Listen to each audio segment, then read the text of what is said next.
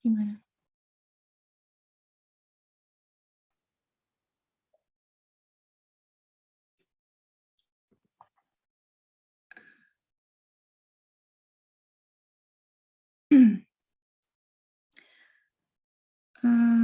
Assalamualaikum warahmatullahi wabarakatuh.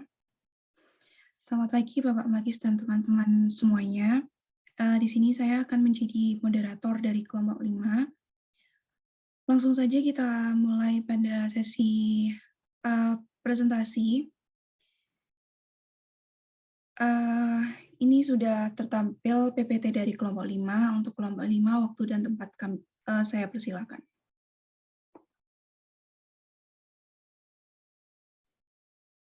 Baik, terima kasih kepada moderator untuk waktu dan kesempatannya.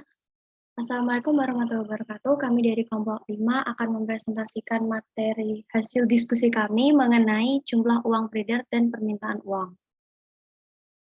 Next. Untuk anggota dari kelompok 5 yaitu ada Abdul Aziz, Adeva Titiya Putri Irawan, Ahmad Alfian Firmansyah, dan Alia Husni Azhara. Untuk materi yang pertama ini seharusnya akan disampaikan oleh Abdul Aziz, tetapi karena ia sedang izin karena sakit, jadi akan saya gantikan.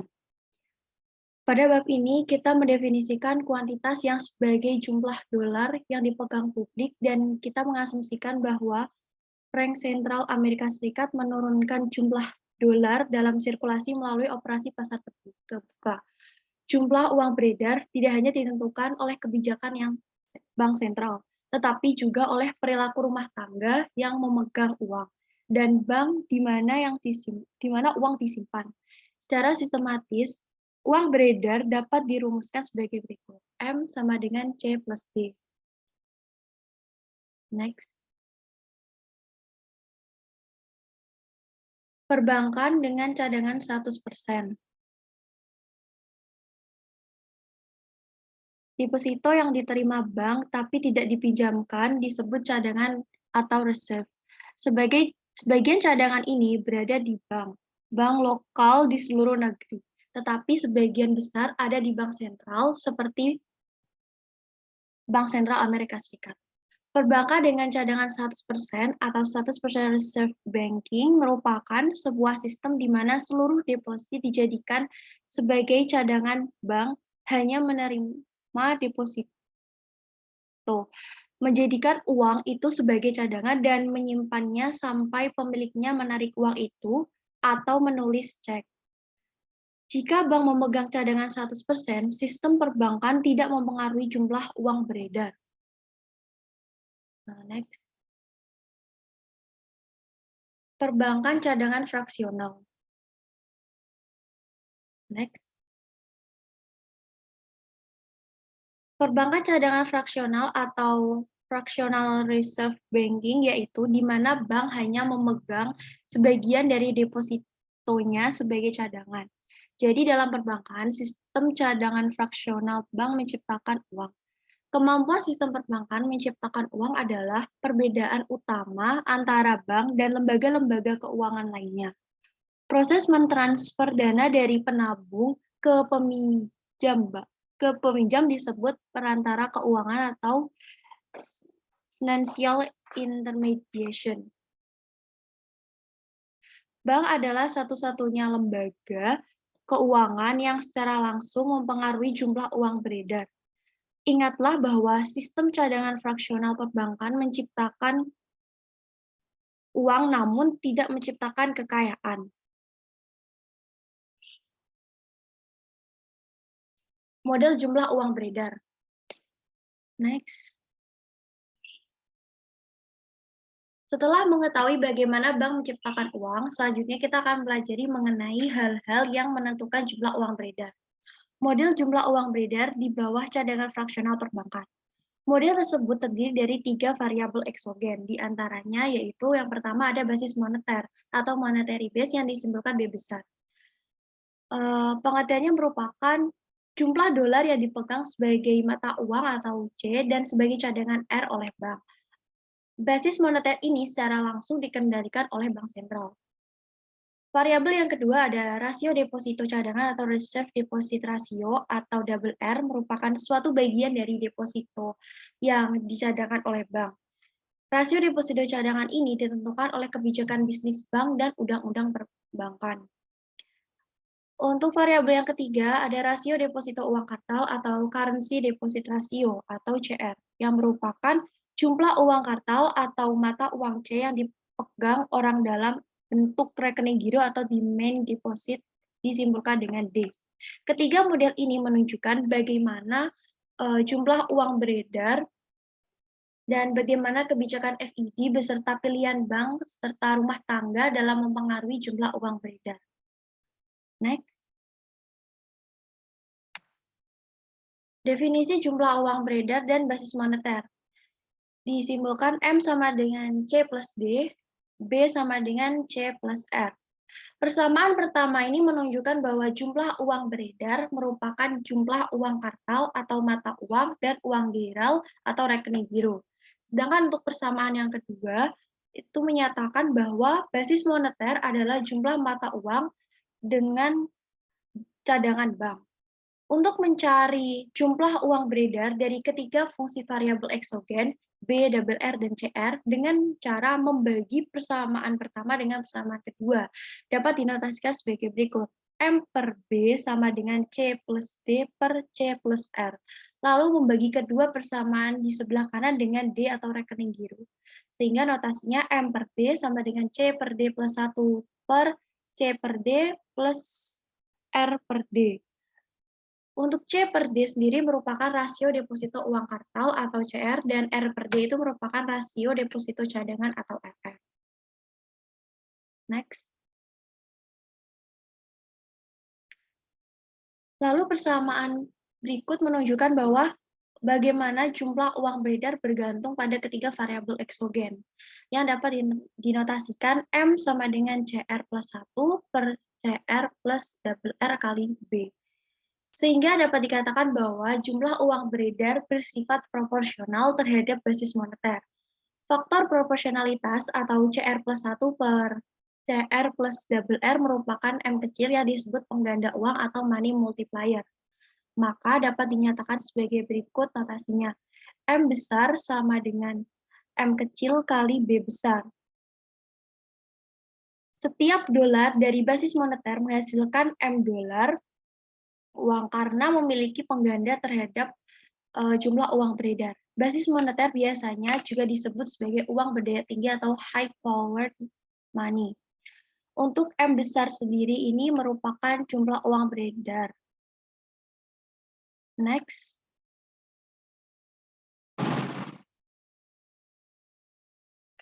Studi kasus. Contoh numeris yang kurang lebih menggambarkan perekonomian Amerika Serikat pada tahun 2006. Diketahui basis moneter atau B sama dengan 800 miliar dolar, rasio deposito cadangan atau double R sama dengan 0,1, rasio deposito uang kartal atau CR sama dengan 0,8, hitunglah nilai pengganda uang dan jumlah uang beredar. Untuk cara mencari nilai pengganda uang dapat menggunakan rumus sebagai berikut. M sama dengan 0,8 plus 1 per 0,8 plus 0,1. 0,8 sendiri kan tadi CR plus 1 per 0,8 yang CR plus RR. Hasilnya sama dengan 2. Sedangkan untuk menentukan nilai jumlah uang beredar sebagai berikut. M besar sama dengan M kecil kali B besar. 2 dikali 800 miliar dolar sama dengan hasilnya 1.600 miliar dolar. Sehingga dapat diartikan di mana setiap dolar dari basis moneter menghasilkan 2 dolar. Sehingga jumlah uang beredar totalnya yaitu 1.600 miliar dolar. Next. Kesimpulan dari adanya perubahan dalam ketiga variabel eksogen yang menyebabkan jumlah uang beredar berubah, yaitu yang pertama adalah jumlah uang beredar merupakan proporsional terhadap basis moneter, sehingga kenaikan basis moneter ini meningkatkan jumlah uang beredar dalam persentase yang sama. Semakin kecil rasio deposito cadangan, maka semakin besar pinjaman bank dan semakin banyak bank yang menciptakan uang dari setiap dolar yang dicadangkan. Sehingga penurunan dalam rasio deposito cadangan meningkatkan pengganda uang dari jumlah uang beredar. Yang ketiga, semakin kecil rasio deposito uang kartal, semakin sedikit dolar pada basis moneter yang dipegang publik, lalu semakin besar cadangan dan semakin banyak uang yang bank ciptakan. Sehingga penurunan dalam rasio deposito uang kartal ini meningkatkan penggandaan uang dan jumlah uang beredar. Next. Selanjutnya, 3 instrumen kebijakan moneter. Next. Sebelumnya kita kan menyederhanakan asumsi bahwa bank sentral itu mengendalikan jumlah uang beredar secara langsung. Akan tetapi kenyataannya bank sentral atau FED mengendalikan jumlah uang beredar secara tidak langsung dengan mengubah basis moneter maupun rasio deposito cadangan.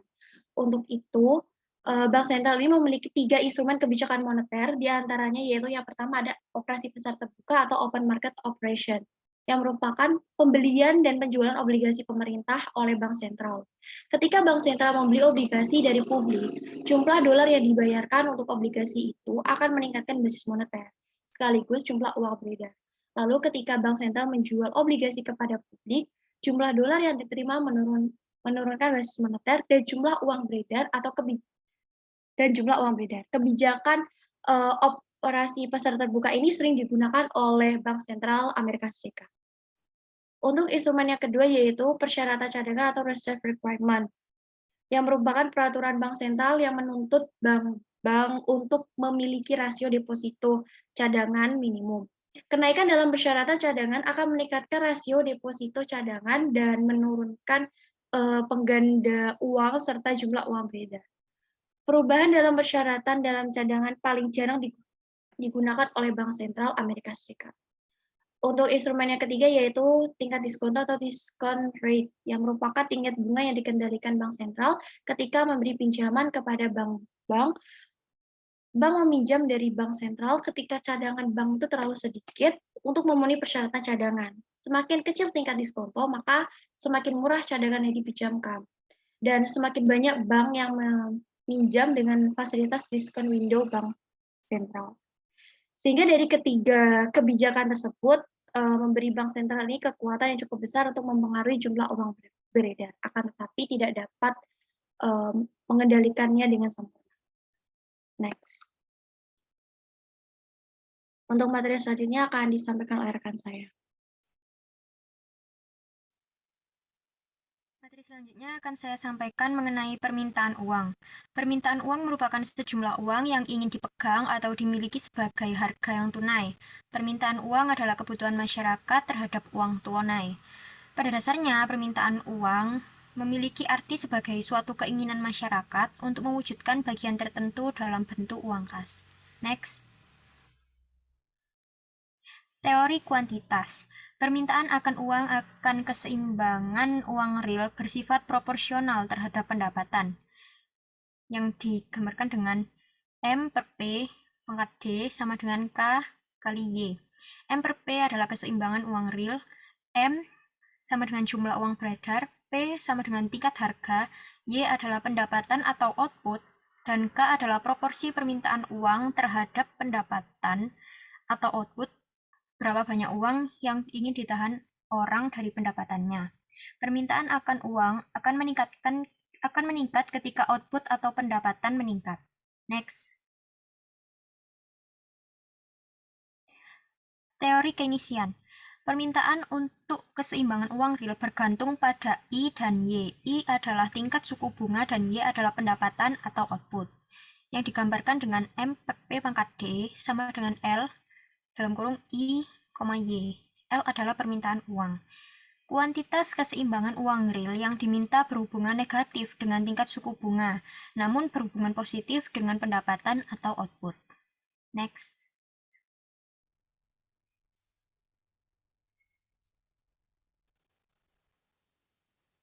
Teori portofolio. Teori portofolio ini menekankan pada fungsi uang sebagai alat penyimpanan nilai atau aset. Uang memberi resiko dan pengembalian yang berbeda dari aset lain, berbeda dengan saham dan obligasi yang nilainya bisa naik ataupun turun. Uang memberi pengembalian yang lebih aman.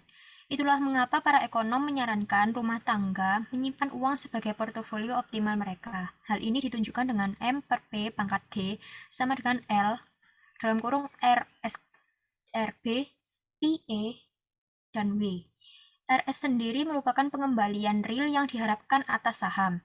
RB adalah pengembalian real yang diharapkan atas obligasi. PE adalah tingkat inflasi yang diharapkan. W adalah kekayaan real. Kenaikan pada RS, RB, dan PE menurunkan permintaan uang. Hal ini karena aset lain lebih menarik. Kenaikan pada W meningkatkan permintaan uang, karena kekayaan yang tinggi mengindikasikan portofolio yang lebih besar. Next. Teori transaksi. Teori transaksi menekankan pada peran uang sebagai alat transaksi. Masyarakat memegang uang dengan tujuan mempermudah kegiatan transaksi sehari-hari.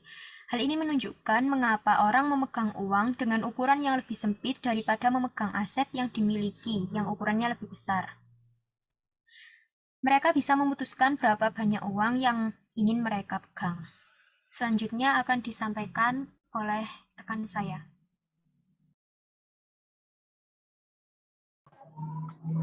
Selanjutnya saya akan menjelaskan mengenai model manajemen kas Baumol-Tobin. Sebelumnya, kas merupakan salah satu bagian dari aktiva yang paling liquid, paling lancar. Mungkin slide selanjutnya. Kas merupakan salah satu bagian dari aktiva yang paling liquid atau paling lancar yang bisa dipergunakan segera untuk memenuhi kewajiban finansial perusahaan.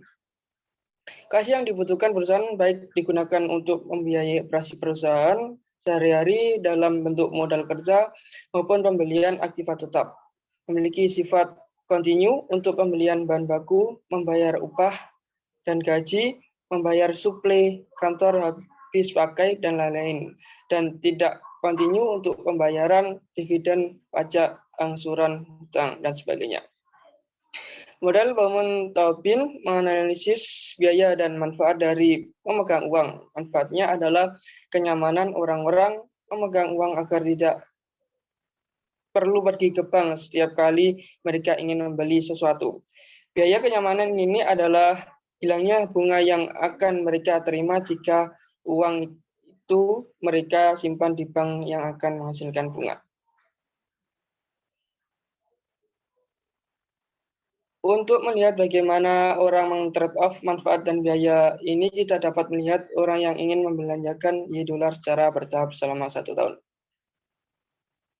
Dari bagian A, dari gambar menunjukkan uang yang dipegang selama 1 bulan ke depan berdasarkan rencana. Pemegahan uang pada awal tahun sebesar Y dan pada akhir tahun sebesar 0 atau Y/2 selama 1 tahun. Kemudian dari bagian B, menunjukkan bahwa pemegahan uang selama tahun tersebut bervariasi antara Y/2 dan 0 dengan rata-rata Y/4.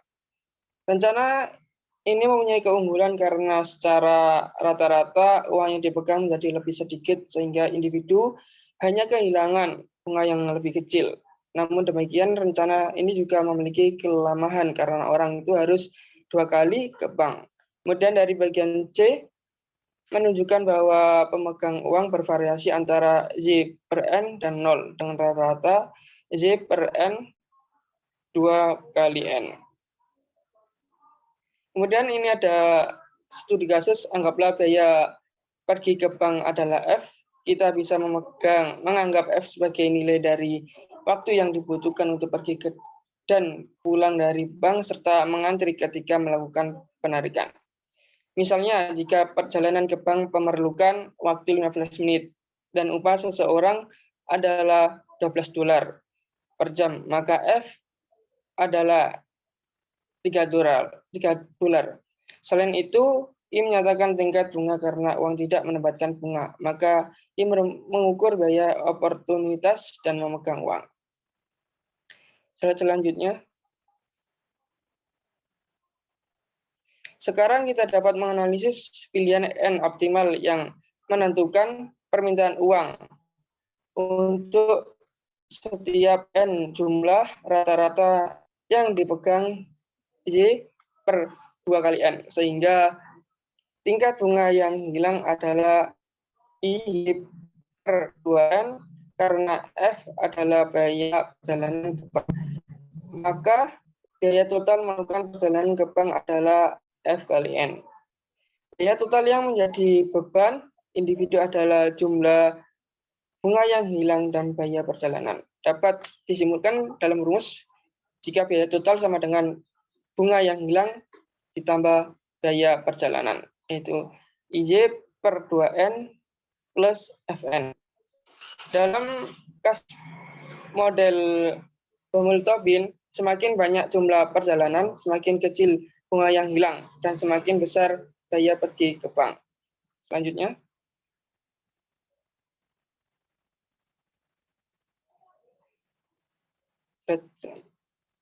Ini ada jumlah biaya memegang uang. Dalam hal ini, menunjukkan bagaimana biaya total bergantung pada N. Ada satu nilai yang minimal, biaya total nilai N optimal dinyatakan dengan N. Gambar menunjukkan bahwasanya dapat terjadi rumus yaitu N sama dengan akar IY per 2F. Kemudian ada pemegang uang rata-rata adalah sebagai berikut, yaitu pemegang uang rata-rata sama dengan Y per 2N. Kemudian dapat dianalisis yaitu akar Y kali F per 2I. Kemudian persamaan ini menyatakan bahwa individu memegang lebih banyak uang jika biaya pergi ke bank, yaitu F lebih tinggi jika pengeluaran Y lebih tinggi atau jika tidak, bunga I lebih rendah. Slide selanjutnya.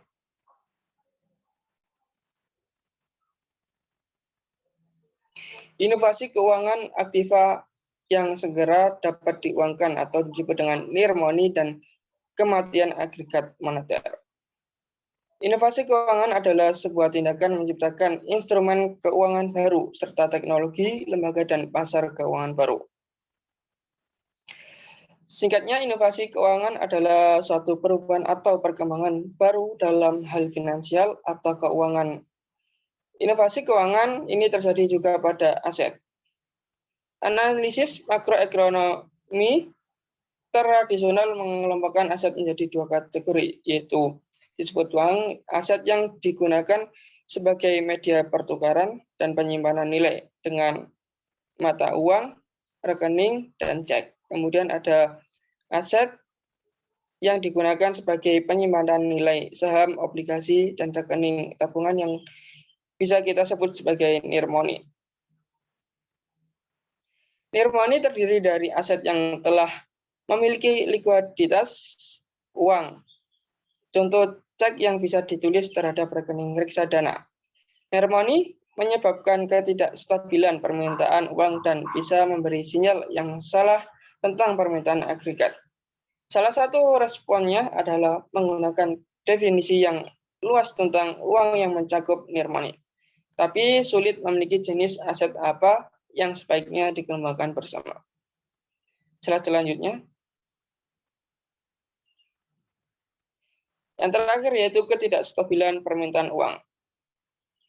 Ketidakstabilan permintaan uang telah menjadi isu politis bagi Fed pada tahun 1993 oleh Gubernur Fed Alan Greenspan mengatakan agregat ini tidak nampak memberikan indikasi perkembangan ekonomi dan tekanan harga yang dapat dikendalikan.